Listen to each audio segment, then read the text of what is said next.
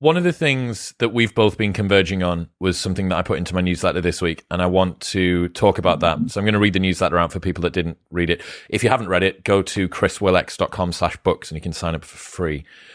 So one of the most common tensions I talk about at the moment is between a desire for success and a desire to feel like we're enough. Success is a strange thing. Presumably we want success because we think a more successful life will bring us more happiness, meaning, and fulfillment. Here's the problem.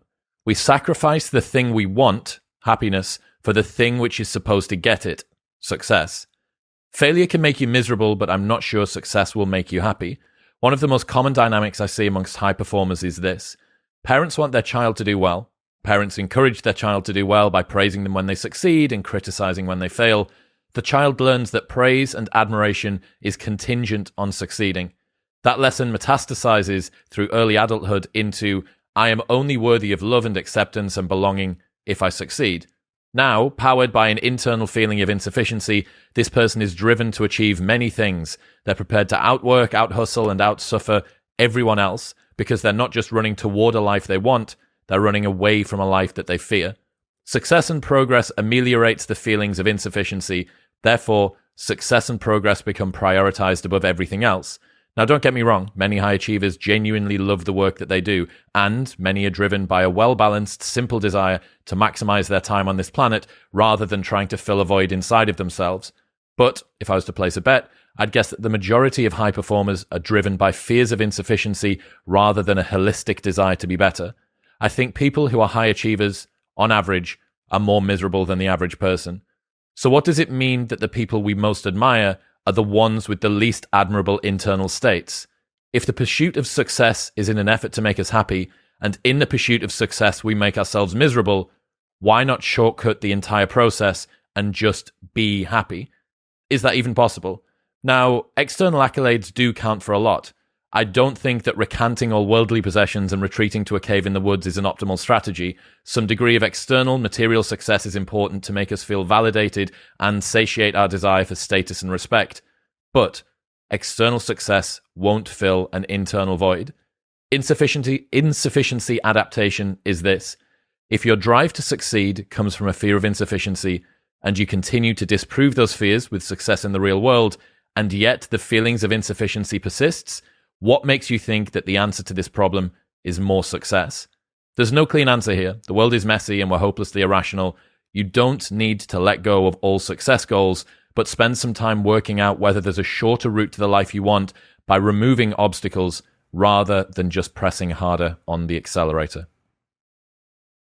I love it. It sounds like you're on the pathless path now, basically what I've written about. But I think this is such a fascinating topic because it sort of describes my own journey.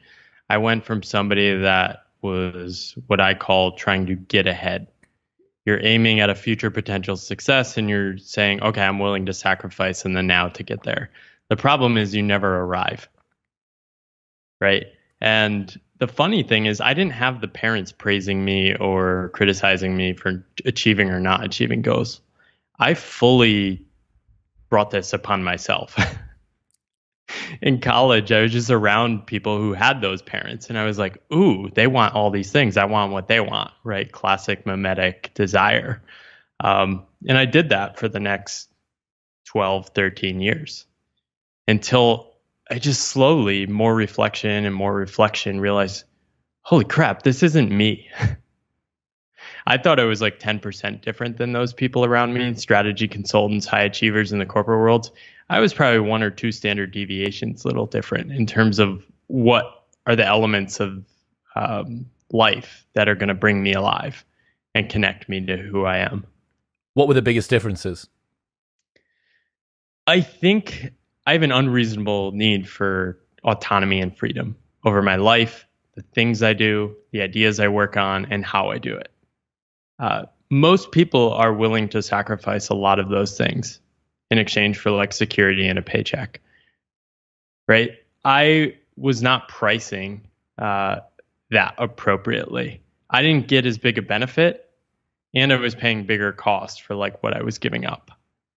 The problem, and the reason I stayed on my previous path so long, was that I didn't have an imagination of a different possible life.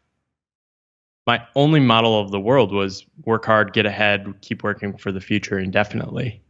There was no like alternative path. So I think deep down, I was seeking what you wrote about this past week of basically just trying to be happier. And I didn't know how to get there, or I didn't have models. I had like role models of like people I admired who embodied that state. People like Seth Godin, later in life, creative, fully alive and engaged with the world. I had no idea how to get there though. It just, his existence was like, that's possible. That seems worth trying to figure out. What's happening, people? If you enjoyed that, then press here for the full, unedited episode. And don't forget to subscribe. Peace.